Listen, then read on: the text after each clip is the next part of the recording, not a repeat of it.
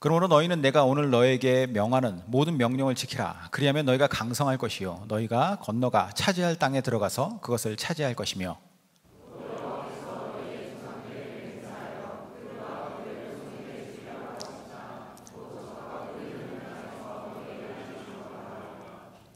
내가 들어가 차지하려는 땅은 내가 낳은 애굽 땅과 같지 아니하니 거기에서는 너희가 파종한 후에 발로 물대기를 채소밭에 댐과 같이 하였거니와,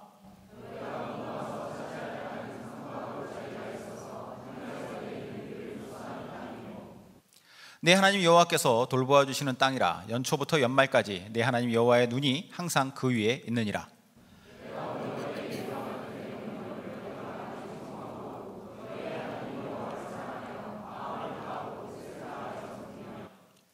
여호와께서 너희의 땅에 이른 비 늦은 비를 적당한 때에 내리시리니 너희가 곡식과 포도주와 기름을 얻을 것이요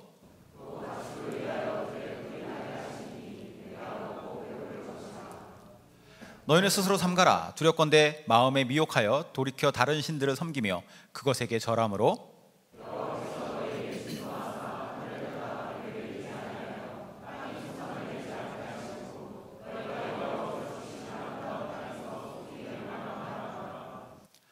이러므로 너희는 나의 이 말을 너희의 마음과 뜻에 두고 또 그것을 너희의 손목에 매어 기호를 삼고 너희 미간에 붙여 표를 삼으며,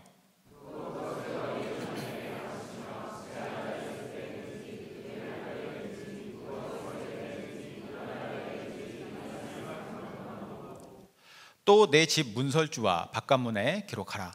그리하면 여호와께서 너희 조상들에게 주리라고 맹세하신 땅에서 너희의 날과 너희의 자녀의 날이 많아서 하늘이 땅을 덮는 날과 같으리라.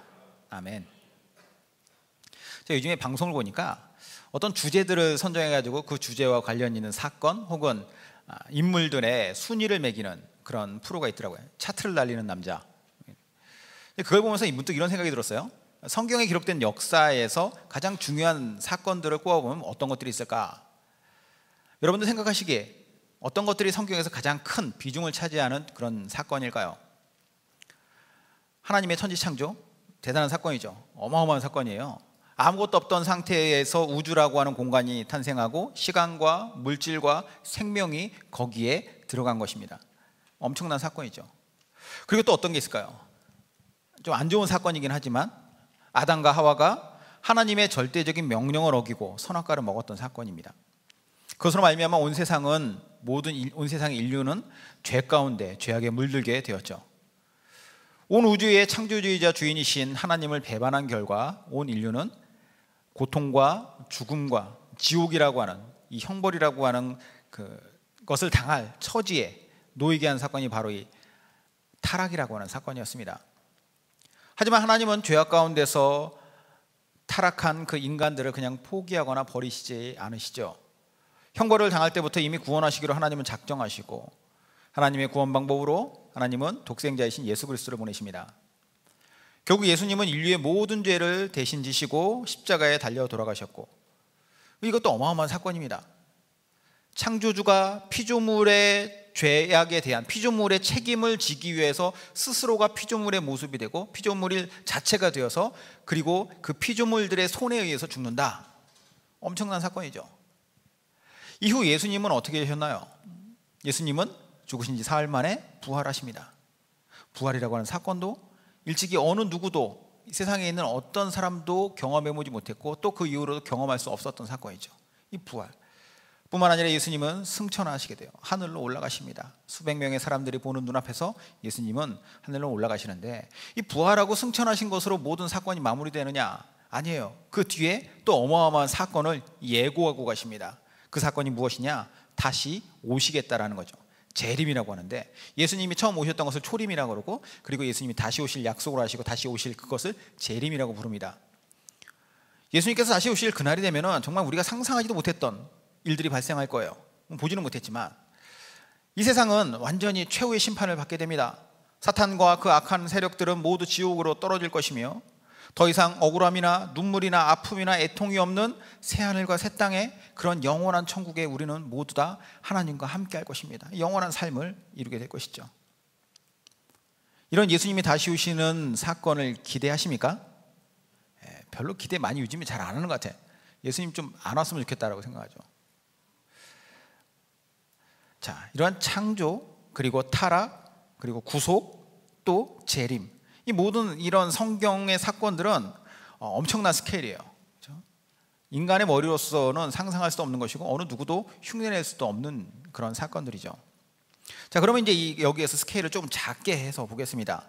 성경에 있는 주된 등장인물과 그리고 그들의 살았던 배경이라고 하는 이스라엘 백성들, 그리고 그들이 살았던 땅인 가나안을 볼 때, 이스라엘 땅이죠.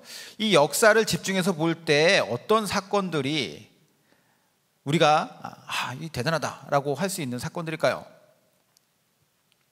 하나님께서 죄악에 빠진 인간을 구원하시려고 지금으로부터 2000년 전에 예수님을 메시아로 보내셨는데, 그 예수님을 보내시기 이전의 사람들이 바로 이 이스라엘 사람들이고 이스라엘 민족이고, 뿐만 아니라 그들이 살았던 이스라엘이라고 하는 팔레스타인이라고도 부르는 그 땅입니다. 그들을 택하셨어요. 하나님께서는 그 민족을 택하셨습니다. 어떤 사람들은 말하기를 성경은 그냥 이스라엘이라고 하는 중동의 작은 나라, 작은 국가의 민족 신화가 담겨있는 역사책인데 우리가 굳이 그걸 걔네 걸 보고 또 그걸 우리가 믿어야 할 가치가 있느냐라고 말을 하기도 합니다. 근데 정말 그러느냐? 그게 아니에요. 왜 그러느냐? 이스라엘 민족의 역사가 가지는 가치가 있어요. 그것은 단순히 그들만의 역사가 아니라 하나님께서는 이스라엘이라고 하는 사람들을 통하여서 앞으로 영적 이스라엘인 예수님을 믿는 사람들을 예표해 주신 것이기 때문입니다. 일종의 그들은 우리들이 미리 하나님의 백성으로서 어떻게 살아야 할지를, 그리고 우리의 본성이 어떠한지를 보여주고 알려주고 배우게 하고 또 거울 삼아서 살도록 하는 일종의 우리의 삶의 샘플이라고 볼 수 있어요. 그들을 통해서 우리는 앞으로의 우리의 모습이 어떠해야 될지, 또 우리의 현재 상태를 볼 수도 있죠. 그래서 우리가 신약 성경을 잘 이해하기 위해서는 필히 구약 성경을 잘 봐야 돼요. 구약 성경과 신약 성경은 하나님에 의해서 기록된 말씀이고, 또 이 구약을 통해서 예수 그리스도를 계속해서 예표하고 계시기 때문에 이 성경은 완벽한 통일성 그리고 일관성을 가지고 있죠. 여튼 이런 이유로 우리는 구약 성경을 잘 들여다봐야 되는데, 이 이스라엘이라고 하는 민족의 역사를 집중해 볼 때 그 민족에게 있어서 아주 중요한 사건들을 잠깐 얘기해 보려고 합니다. 자, 가장 큰 사건이라고 할 수 있다면 이스라엘 민족에게 있어서 그 민족의 시작이 어떻게 되었느냐가 중요해요. 이스라엘 민족의 시초가 누구죠? 아브라함이라고 하는 사람입니다. 아브라함이 하나님의 부르심으로 말미암아서 어디로 가야 할지, 성경에는 이제 갈 바를 알지 못하고 나왔다라고 하는데, 하나님께서 명령을 하세요. 너는 너의 본토 친척 아비의 집을 떠나라. 그리고 내가 지시할 땅으로 가라. 어디가 지시할 땅인지 가르쳐 주지도 않고, 그리고 거기에 대해서 내가 어떻게 책임지겠다 이런 얘기도 안 하셨어요. 그냥 쉽게 말해서 나와서 가. 내가 준비해 놨으니까. 근데 눈에 보이지 않습니다. 지도도 없고 목적지에 대해서도 말씀하신 적이 없었고, 그리고 어떤 방식으로 이끌어가겠다는 것도 구체적으로 말씀 안 하세요. 요즘처럼 이 눈부시게 발달하는 시대, 당시랑 비교하면 비교도 안 되죠. 그리고 또 치안적으로도 상당히 안전한 시대죠. 지금은 이런 시대에 하나님께서 목적지도 안 가르쳐주고, 너 지금 가지고 있는 재산 다 정리해서 내가 가라고 하는 곳으로 다 가. 너의 모든 것들을 다 가지고 거기로 가면은 내가 뭔가를 준비해 놓을 거야.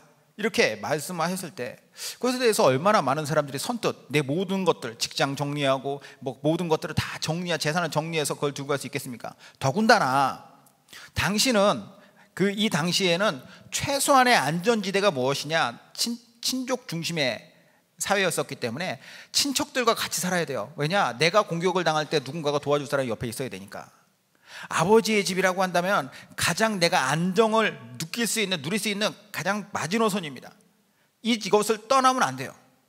근데 이것을 떠난다는 것은 너무나도 비상식적인 행위였는데 하나님이 그걸 명령하셨다는 거예요. 그런데 아브라함이 그것을 듣고 떠났다는 것이 대단한 거죠. 더군다나 아브라함은 하나님을 알고 있었던 사람도 아닙니다. 아브라함은 당시 고대 도시 우르라고 하는, 갈대아 지역의 우르라고 하는, 그래서 갈대아 우르라고 그러는데, 여기에서 아브라함의 아버지는 누구였냐면 거기에서 신상, 그러니까 우상을 만들어서 파는 사람이었어요. 그 집안에서 살았던 그 집안의 아들이었습니다. 그러니까 어디를 봐도 아브라함이라고 하는 사람이 하나님의 명령을 듣고 그것을 따라서 하나님의 그 예비하신 땅으로 예비하신 곳이 있다라는 믿음으로 가기에는 이해가 안 되는 것이죠. 그런데 아브라함이 갔다라는 거예요. 대단하죠. 그래서 믿음의 조상이 된 겁니다. 하나님의 말씀 하나 듣고 그거 하나 믿고 목숨 건 거예요. 자기의 모든 재산 건 것이고, 자기의 배우자와 자기의 친척들 함께 갔던 롯도 있고, 그죠? 모든 것들을 다 거기다가 올인한 것입니다. 그런데 이런 믿음의 조상 아브라함 이후에 이스라엘 역사에서 또 다른 중요한 사건을 꼽으라면은 아브라함의 증손자 때 일어났던 사건이에요. 요셉 시대에 아버지와 형제들을 비롯한 그 모든 가족들은 이제 요셉이 살고 있던, 총리가 되었던 이집트로 다 이주를 하죠. 그리고 그들을 이제 시간이 지나면서 그들을 의심하고 또 미워했던 파라오가 이집트를 다스릴 때 그들을 다 노예로 삼아버립니다. 노예 생활을 해요. 400년 이상을. 그러다가 그들이 고통스러운 시간을 보내다가 모세에 의해서 출애굽이라고 하는 이집트를 탈출을 하죠. 이 출애굽 사건도 대단한 사건이에요. 이집트를 나왔다라는 것도 대단한 사건이고, 그렇죠? 당시에 이 서슬퍼런 파라오의 그 권력 앞에서 하나님의 10가지 재앙에 의해서 그들이 나오게 된 것이잖아요. 뿐만 아니라 그 과정 속에서 그들은 낮에는 구름 기둥과 밤에는 불 기둥이 그들을 인도해 가고, 그리고 홍해가 있었을 때 그 홍해를 건너는 사건, 하늘에서 매일 만나가 내려서 그걸 먹고 그들은 이 광야를 지나갑니다. 물이 없을 때에는 바위에서 샘이 터지기도 했었고요. 시내산에서는 하나님께서 이스라엘 백성들에게 십계명이라고 하는 언약을 주시면서 이제부터 너희와 나는 확실한, 내가 너희 하나님이 되고 너희는 나의 민족이 될 것이다, 나의 백성이 된다, 이것을 약속해 주시기도 하죠.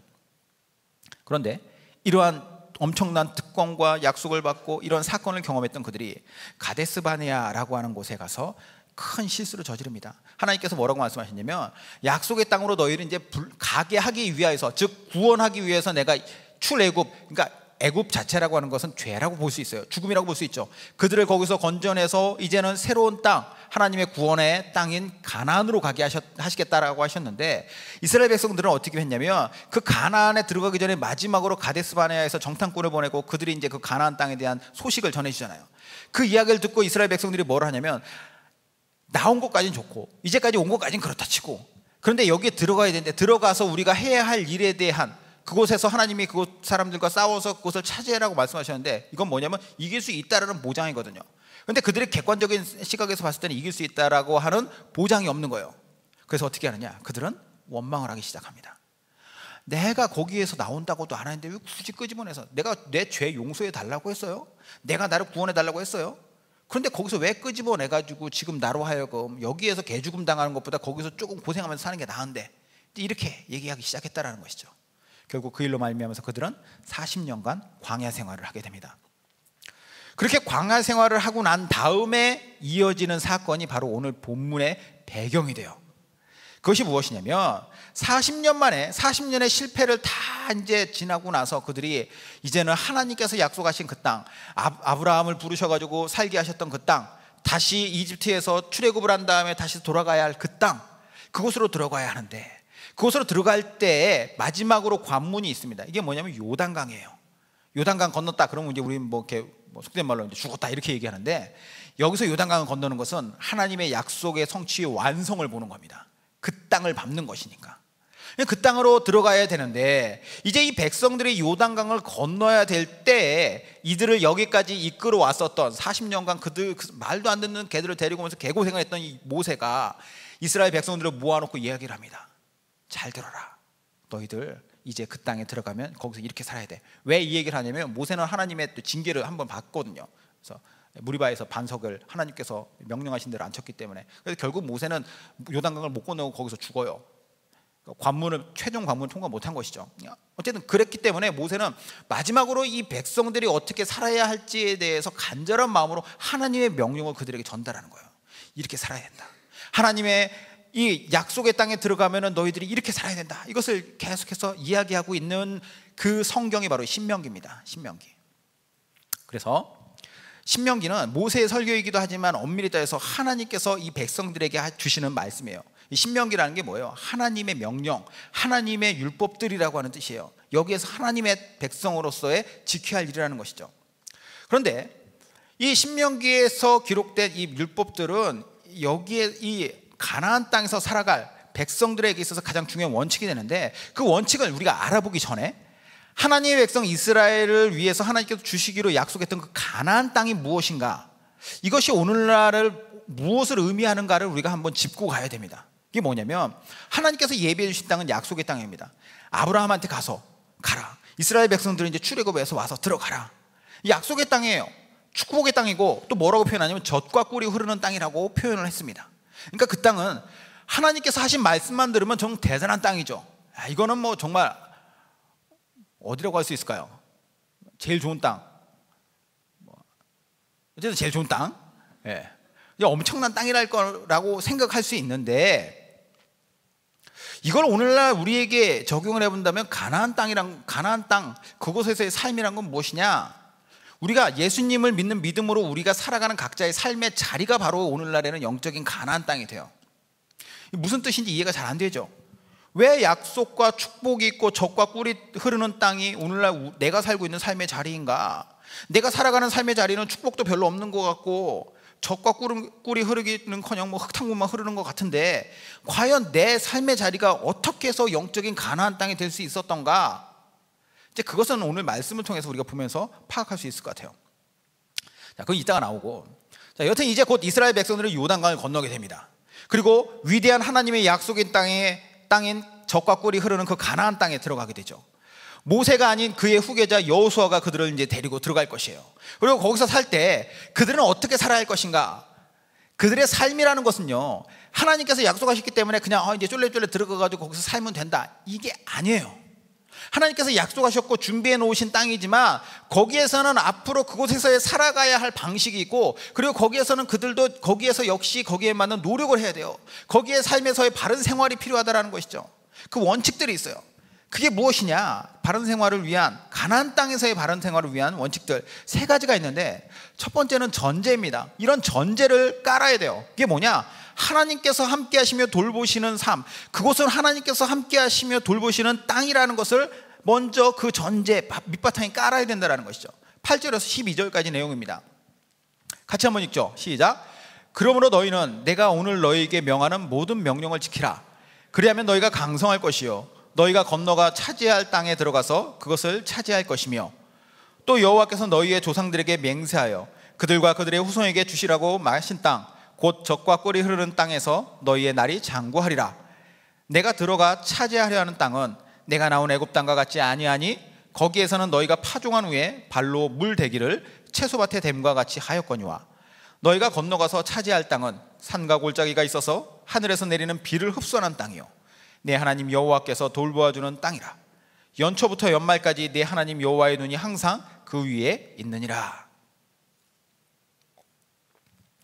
모세는요, 이제 요단강 건너와서 그 땅의 삶을 이제 살아야 할 그 백성들에게 꼭 잊지 말아야 할 삶의 전제를 말씀하고 있어요. 그 전제는 무엇이냐? 방금도 말씀드렸지만 그 땅이 약속의 땅, 축복의 땅, 젖과 꿀이 흐르는 땅이 될 수 있는 이유가 있다는 거예요. 그 이유는 뭐냐? 그 땅이 원래부터 좋아서가 아니라 그 땅에 하나님이 함께 하시고 하나님이 그들을 돌보시기 때문이라는 거죠.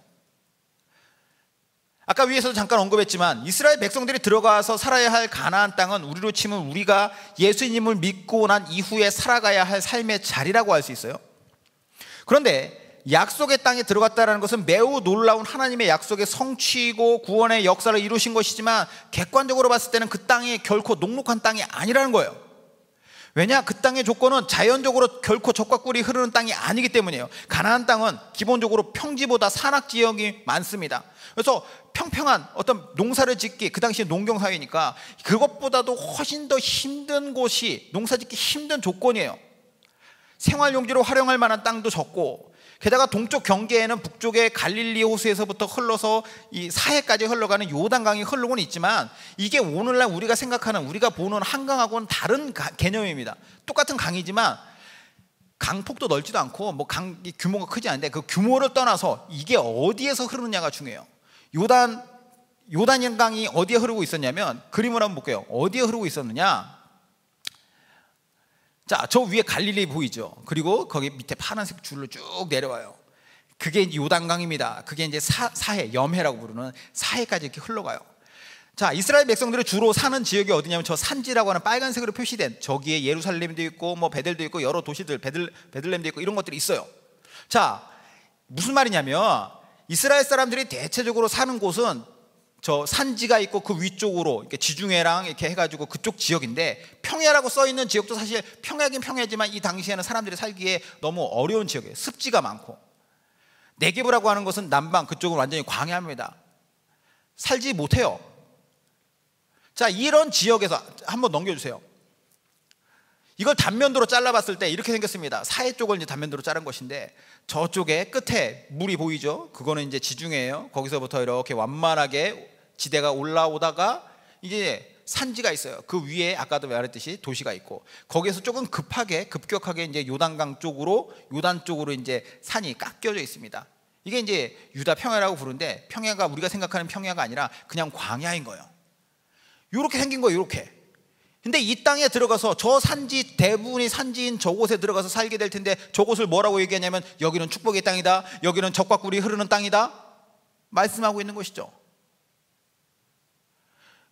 객관적으로는 절대로 그런 땅이 아니에요. 그리고 왜 그러면은 요단강이 있음에도 불구하고 이것을 잘 활용하지 못하느냐? 요단강은 방금 봤듯이 저 유다 평야, 그 옆으로 밑으로 쭉 내려가면 밑에서 흘러요. 무슨 말이냐면, 예를 들어서 예루살렘 같은 경우에는 해발 한 700-800m 정도 되는데, 요단강, 사해 같은 경우는 해발 마이너스 400m, 지구상에 가장 낮은 곳이죠.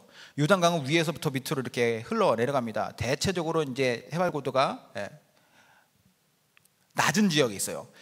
무슨 말이냐면 V자 협곡으로 되어 있어가지고 그 밑에서 물이 흐르기 때문에 이걸 가지고 그 당시에는 끌어올릴 수 있는 능력이 없다라는 거예요. 끌고 가야지 뭘 이걸 가지고 뭘 활용을 하는데, 그러니까 요단강은 생활용수로 쓸 수가 없었던 것이죠, 그들에게 있어서. 그러니까 이 땅에서 그들이 농사를 짓고 이 땅에서 그들이 목축을 하고 그러려면은 그 땅에서 물이 있어야 되는데, 물이 아예 없는 지역인데 그게 왜 젖과 꿀이 흐르는 땅이 될 수 있느냐? 그러면서 모세는 40년 전 그들이 나왔던 애굽 땅과 이집트 땅과 이 땅을 비교를 해서 얘기합니다. 이집트 땅에는 어떤 특징이 있느냐? 10절이에요. 이집트 땅의 특징입니다. 내가 들어가서 차지하려는 땅은 내가 나온 애굽 땅과 같지 아니하니. 틀리다는 거예요. 거기에서는 너희가 파종한 후에 발로 물대기를 채소밭에 댐과 같이 하였거니와. 자, 애굽이라고 하는 이집트는 기본적으로 평평한 평야로 구성되어 있는 나라죠. 자, 그리고 그 이집트를 관통하는 게 있습니다. 이 아프리카 지역에 이렇게 쭉 관통하는 강이 있어요. 나일강이죠. 나일강이 흐르고 있습니다. 이집트를 관통해서 흐르고 있는 나일강으로 이제 농사를 짓기 때문에 이집트 문명이 발달한 것이죠. 이집트는 큰 농업 국가였어요. 이 당시에 가장 강한 나라가 될 수 있었던 요소를 갖고 있었다는 거예요. 그래서 나일강에서부터 물을 끌어다 써서 그들은 농사를 짓습니다. 물론 어려운 지역도 있겠죠. 너무 멀거나 아니면 나일강보다 이렇게 지대가 높거나, 그럴 때는 어떻게 하느냐? 사람들이 인위적으로 그 물을 그쪽으로 가져갈 수 있도록 수로에, 옛날에 그런 거 있잖아요. 수로에 물레방아 같은 거 놓고 그걸 막 밟으면 물이 이렇게 흘러갈 수 있도록 하는 거. 그게 이미 이때부터 있었던 거예요. 자, 이걸 통해 가지고 열심히 물을 밟고 물을 대주면은 거기에서 농사를 충분히 지을 수 있었다는 것이죠. 노력한 만큼의 대가를 그들은 얻었어요. 물론 노예였기 때문에 그들은 그 대가를 훨씬 더 많이 치러야겠지만. 자, 그런데 애굽 땅은 젖과 꿀이 흐르는 땅이 될 수가 없었습니다. 축복의 땅이 될 수 없었어요. 대신에 전혀 그렇지 않은 땅, 척박하고 피나는 노력을 해도 이것은 어떻게 할 수 없는 땅, 그 땅이 어떻게 풍요로운 젖과 꿀이 흐르는 땅이 될 수 있었느냐? 하나님이 놀리기 위해서 말씀하셨을까요? 아니에요.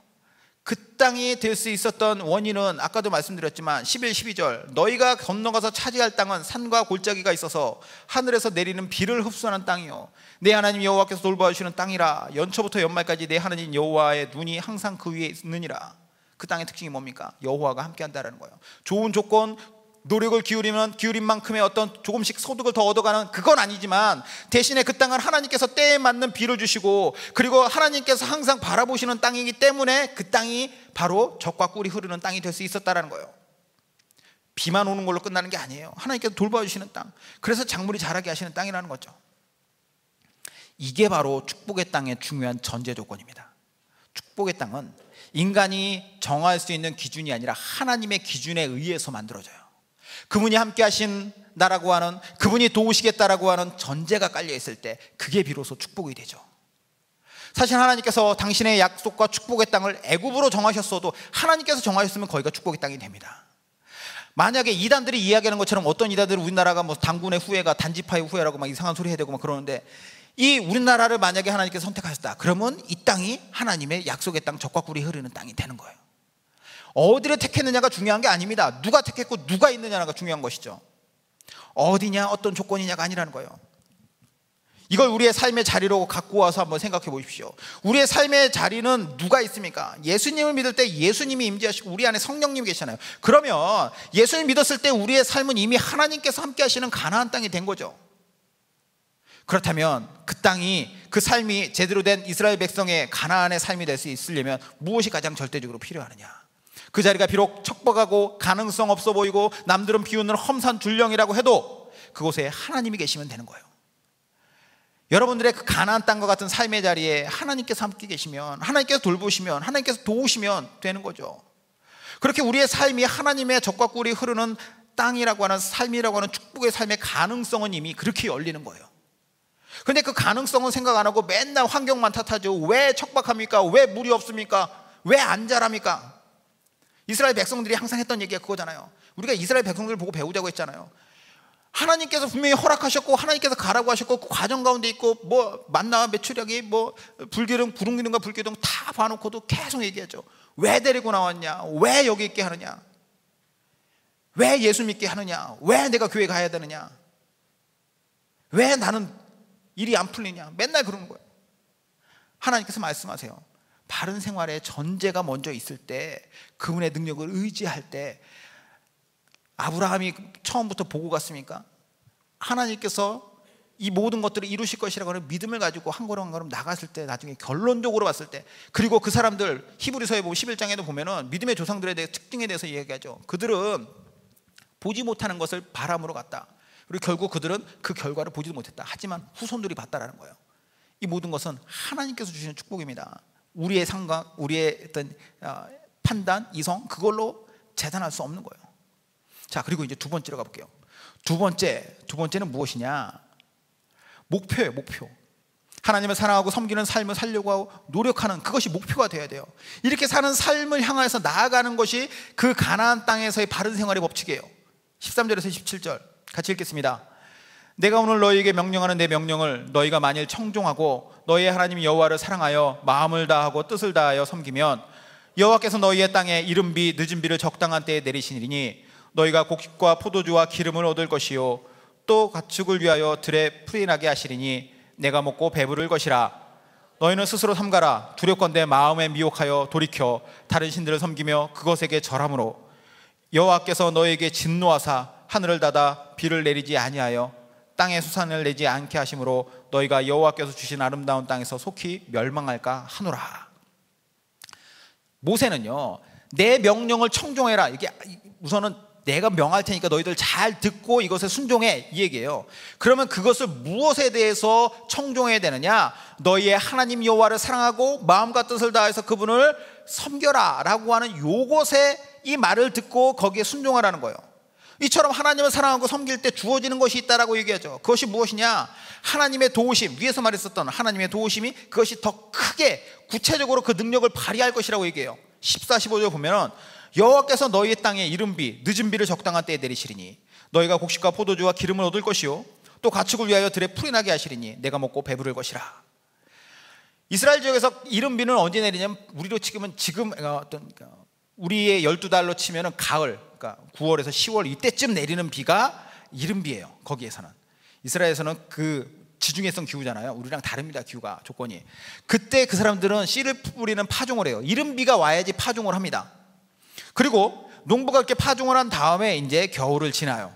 우리처럼 이렇게 막 추운 겨울은 아니겠죠. 근데 이게 겨울을 지나면서 이 작물이 이렇게 자라다가 이게 이제 결실을 하는 것, 마지막에 우리도 보면은 뭐 추석이나 이거 전에 뭐 비가 얼마나 왔느냐, 강수량이 얼마냐, 아니면은 또 그때 뭐 태풍이 왔느냐, 이거에 따라서 과일값이 이런 거 달라지고 그러잖아요. 수확이 달라지니까. 여기도 마찬가지입니다. 마지막에 가서 늦은 비라고 하는 봄비가 와야지. 봄비가 촉촉하게 오면은 그 비를 맞고 나중에 이 과실들이 결실을 해요. 크게. 만약에 이 땅에 이른 비와 늦은 비가 제때에 오지 않거나 이른 비와 늦은 비가 너무 적게 오거나 혹은 안 오면 어떻게 되느냐? 하나의 농사는 망치는 겁니다. 망하는 거예요. 매우 중요한 것이죠. 또 가나안 땅은 아까도 봤듯이 산지가 많다 보니까 아무래도 농사보다는 목축을 많이 해요. 농사도 이제 계단식 농법을 가지고 했었지만 목축을 많이 합니다. 그러면 이런 목축을 할 때 가장 중요한 게 무엇이냐? 당연히 키우는 동물들이 먹을 수 있는 풀이 많아야겠죠.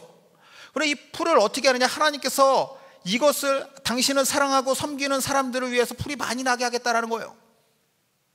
그러면 여기서 이런 생각이 들 수 있어요. 하나님은 왜 굳이 이런 말씀을 다시 하시는가? 아니, 위에서 그 땅에 들어가서는 들어가는 은혜도 주셨고 거기에 함께 하시면서 도우시겠다라고 약속도 말씀해 주셨는데 뭐 그렇게 해주신다면 당연히 백성들은 하나님 사랑하고 섬길 텐데 왜 굳이 약간 질척대는 느낌, 이렇게 하면 또 해줄게 또 해줄게 이런 느낌을 나는 이야기, 나를 그렇게 사랑해라, 그래서 나를 섬겨라, 왜 말씀하실까요? 왜 이런 말씀을 하실까? 근데 이 이유를 오늘날 우리들의 삶에서 들여다보면 이 이유가 딱 나옵니다. 아까도 말씀드렸다시피 우리가 예수님을 믿을 때 우리는 영적 이스라엘 백성이 돼요. 그리고 우리가 하나님께서 함께 하시고 돌보시는 땅인 가나안에 들어가는 삶과 같은 그리스도인의 삶을 살아가죠. 그죠? 성령께서 우리 안에 계시니까. 자, 그렇게 살아가는데, 그런데 이 삶이 이미 축복의 땅으로 들어섰고 또 하나님께서 함께 하심을 알매도 불구하고 우리가 항상 하나님을 인식하느냐, 우리가 항상 하나님께 감사하느냐, 우리가 항상 하나님의 도우심을 간구하느냐? 아니라는 거예요. 그렇잖아요. 우리가 축복 속에 예수님을 믿었고 때때로 많은 은혜도 받았지만 맨날 그렇게 은혜 속에 삽니까? 맨날 하나님께 우리가 제대로 된 간구와 하나님을 섬기는 삶을 살아요? 어느샌가 우리의 죄악된 본성은 원래대로 돌아가려고 하는 복원력이 너무 강해. 그러니까 그곳으로 계속 가려고 합니다. 이기심과 탐욕으로 인해서 하나님의 뜻을 헌신짝처럼 버릴 때도 있고 그렇게 취급할 때도 있으며, 난 그렇게 살지 않았다라고 하시는 분 있어요? 다 돌아가요. 그것이 인간의 본성이니까. 물론 우리가 그렇게 살지 못했다고 해서 우리를 가나안 땅에서, 이 구원의 땅에서 쫓아내지는 않습니다. 물론 나중에 이제 바벨론 포로에 끌려갔다 다시 돌아오게 되면 결국은 그 땅을 벗어나지 못하게 하세요. 하지만 뭐라고 여기서 경고를 합니까? 뭐라고 얘기해요? 16, 17절에 너희는 스스로 삼가라. 두렵건대 마음에 미혹하여 돌이켜 다른 신들을 섬기며 그것에게 절함으로 여호와께서 너에게 진노하사 하늘을 닫아 비를 내리지 아니하여 땅에 소산이 내지 않게 하심으로 너희가 여호와께서 주신 아름다운 땅에서 속히 멸망할까 하노라. 그 땅에 벗어나지는 않지만 그 땅에서 멸망할 수도 있다는 것이죠. 삶이 피곤해지고 어려워질 수 있어요. 그러므로 우리는 가나안 땅에 들어갔다, 여기에 들어가 입장했다, 이걸로 만족할 게 아니에요. 거기에서 긴장을 풀고 내 마음대로 살면 안 됩니다. 그 땅에 살 때에도 역시 하나님 사랑하고 그분을 섬기는 삶을 살려고 이것을 목표로, 목적으로 노력하는 삶이 있어야 돼요. 그러니까 우리는 예배도 빠지면 안 되죠. 말씀과 기도 생활에 대해서 게을리하면 안 돼요. 왜? 우리는 그것을 놓을 때마다 우리는 원래 내 본성대로 살고 싶어하는 존재니까. 금방 하나님보다 자기 자신 사랑합니다. 돈이나 권력이나 섹스, 우상을 더 섬기는 그런 사람이 돼요. 하나님의 진노를 받아 풍요로워야 할 가나안 땅에서 오히려 영적으로 더 핍절될 수 있습니다. 무슨 뜻인지 제가 하는 말씀 이해되십니까? 하나님의 백성이 하나님의 약속의 땅에 살 때는 필히 그 땅의 주인이 누군가 이걸 인지하고 그 땅에서 내가 누구를 사랑하며 누구를 섬겨야 되는 존재인가, 이걸 잊지면 안 돼요. 세 번째입니다. 그러면 이제 이것을 향하여서, 이 목적을 향해서 나가는 과정이 이제 뒤에 나와요. 과정은 뭐냐? 하나님의 말씀이 기준되어야 돼요. 18에서 21절입니다. 자, 같이 한번 읽겠습니다. 시작. 이러므로 너희는 나의 이 말을 너희의 마음과 뜻에 두고 또 그것을 너희 손목에 메어 기호를 삼고 너희 미간에 붙여 표를 삼으며 또 그것을 너희 자녀에게 가르치며 집에 앉아 있을 때에든지 길을 갈라든지 누워 있을 때에든지 일어날 때에든지 이 말씀을 강론하고 또 내 집 문설주와 바깥문에 기록하라. 그리하면 여호와께서 너희 조상들에게 주리라고 맹세하신 땅에서 너희의 날과 너희 자녀의 날이 많아서 하늘이 땅을 덮는 날과 같으리라. 가나안 땅에서의 삶의 전제는 하나님께서 함께 하시며 돌보신다라는 것이고 그 안에서 바라보면서 나아가야 할 삶의 목표는 하나님을 사랑하고 섬기는 것이었어요. 그러면 실제로 그 과정, 이 과정을 어떻게 해나갈 것인가 매우 중요해요. 정도에서 벗어나지 않는 노력이 필요한데, 그럼 정도에서 벗어나지 않으려면 뭐가 있어야 되느냐? 뭐가 있어야 돼요? 말씀이 있어야 된다는 거예요. 우리가 직접 예를 들어서 이렇게 생각해 보세요. 배를 타고 보물섬을 찾아 나선다고 한번 생각해 보시죠. 우리가 보물섬을 찾아가려고 할 때 우리가 탄 배 안에는 당시에 가장 유명한 선장이 타고 있어요. 또 이 선장은 우리가 가야 할 보물섬에 대해서도 분명히 인지하고 있습니다. 자, 그런데 문제는 보물섬으로 가야 할 지도가 없어요. 행여나 누가 먼저 보물섬을 찾아야 할까 봐 급한 마음에 우선 바다로 나갔습니다. 급하게 나가긴 했지만 이 배가 제대로 목적지에 제대로 이룰 수 있었느냐? 없죠. 어디로 가야 할지를 알려주는 지도가 결국 없으면 길을 잃기 마련이에요. 하나님의 백성으로서 가나안에서 살아가는 것도 결코 만만한 것이 아닙니다. 자칫 잘못하면 길을 잃고 헤매는 사람처럼 엉뚱한 데서 삽질하는 인생 될 수 있어요. 말씀이 명확한 기준이 될 때 절대 그런 일이 발생하지 않는 것이죠. 왜냐? 말씀은 이스라엘 백성들을 바른 길로 인도하는 능력이 있어요. 시편 119편 105절 보겠습니다. 주의 말씀은 내 발의 등이요 내 길의 빛이니이다. 주의 말씀은 실생활을 비춰주면서 우리가 길을 잃지 않고 나아갈 수 있게 하는 거죠. 이런 면에서 본문을 볼 때 올바른 생활을 위해서 말씀을 마음과 뜻에 두고 그 말씀을 기준으로 벗어나지 않게 하기 위해서 이런 노력까지 기울여라 라고 이야기하는 게 18절입니다. 이러므로 너희는 나의 이 말을 너희의 마음과 뜻에 두고 또 그것을 이 마음과 뜻에 뒀을 뿐만 아니라 잊어버리니까 어떻게 해라는 거예요. 손목에 베어 기호로 삼고 너희 미간에 붙여 표로 삼아라. 이 말은 뭐냐면 잊어버리지 않게 하기 위한 최대한의 노력을 하라는 거예요. 손목에, 그래서 이스라엘 사람들은 실제로 가죽끈에다가 말씀 토라를 적어가지고 손목에 이렇게 감아놓아가지고 이렇게 하고 여기에다 이렇게 뭐죠? 이게 약간 통같이 조그마한 통같이 해가지고 거기다 말씀을 넣어놓거든요. 무슨 뜻입니까?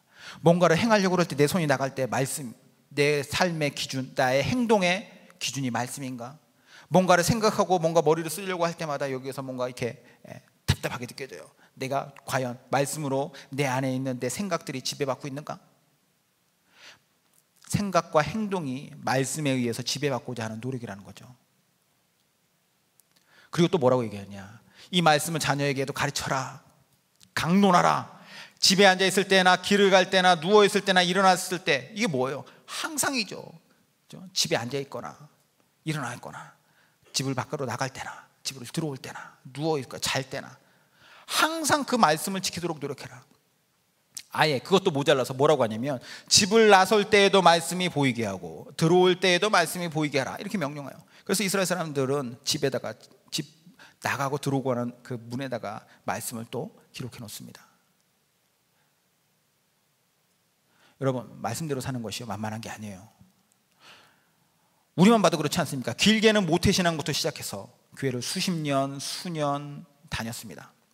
말씀의 중요성을 배웠어요. 느꼈습니다. 말씀이 정말 어떤 때는 꿀보다 더 달고 정말 이렇게 살아야겠구나. 그런데 말씀대로 사라집니까? 안 사라져요. 어렵습니다. 말씀을 항상 기억하고 지키려고 노력해야지 비로소 엉뚱한데 우리가 발을 들여놓지 않는 가나안의 바른 생활이 이루어지는 거예요. 여러분 어떻습니까? 오늘 우리가 매우 중요한 말씀을 들었어요. 우리가 크리스찬으로서 어떻게 살 것인가가 여기에 명확하게 드러나 있습니다. 영적 이스라엘 백성들로서 우리가 영적인 가나안 땅의 백성으로서의 삶을 살아갈 때 그 삶이라는 것은 척박한 산지와 같습니다. 중요한 것은 그 산지가 바로 하나님께서 동행하시고 하나님께서 함께 하시고 거기에 임재하시는 산지가 될 때, 그렇다는 것이 확신이 있다면 우리는 그 안에서 하나님의 백성으로서의 삶을 살 수 있는 거예요. 그 땅이 적과 꿀이 흐르는 땅이 될 수 있는 것이고, 그 땅에서 그분을 사랑하고 섬기는 삶을 살기 원하고 그것을 항상 기억하면서 이것을 목표로 해서 우리의 삶을 항상 우선순위를 재설정하고 막 설정하고 그러면서 이것을 실제적으로 실천하기 위해 말씀으로서 내 삶을 기준으로 삼아서 내가 행동할 때, 내가 혹시 생각할 때 이게 정말 하나님께서 원하시는 뜻일까? 한 번 더 필터링 해가고 그것으로서 한 걸음 한 걸음 밟아 나가는 거, 이게 바로 제대로 된 삶인 것입니다. 신앙의 선배들, 수많은 믿음의 사람들이 있죠. 신앙적으로 참 대단한 업적을 세웠던 사람들도 있고 위대한 사람들이 있어요. 그 사람들이 왜 위대하겠습니까? 태어나면서부터요? 아니에요. 그 사람들이 무슨 뭐 큰일 한 방 하고 나머지는 다 그냥 그걸로 울고 먹었더라? 아니에요. 그 사람들의 삶이 매 순간순간 하나님과 동행하고, 그리고 그들의 삶이 매 순간순간 하나님을 지향하면서 매 순간순간 자기의 삶을 말씀으로 정도로 지켜가며 살았기 때문에 결과적으로 그런 삶이 되었다라고 말할 수 있는 것입니다. 저를 비롯한 우리 공동체의 모든 가족 여러분, 영적 이스라엘 백성들의 삶을 우리가 살아갈 때 우리의 삶의 자리가 이러한 하나님의 젖과 꿀이 흐르는 하나님의 현장, 하나님의 약속의 땅인 줄 믿고 우리 함께 그 길을 가시기 바랍니다.